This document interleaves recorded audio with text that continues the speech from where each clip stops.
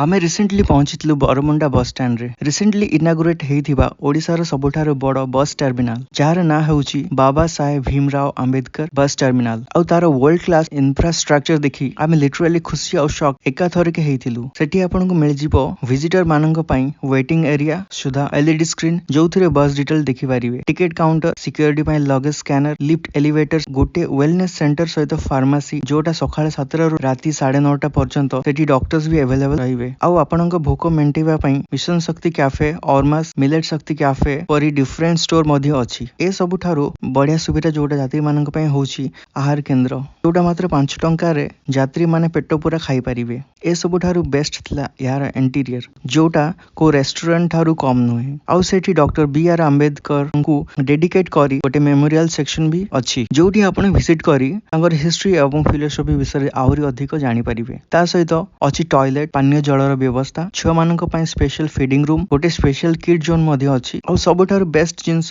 यात्री मानक पई एटीएम आ मोबाइल चार्ज करिया पई सब प्रकार चार्जर रो सुविधा मध्ये अछि। आउ पूरा बस टर्मिनल को नीट एंड क्लीन रखा जाई अछि। एटा हम ओडिसा पई गर्वर कथा। आउ एहा को मेंटेन करिवा हम समस्तकर दायित्व। ए वीडियो को सब ओडियांक सह शेयर करंतु आउ निजे ओपिनियन कमेंट माध्यम रे जणांतु।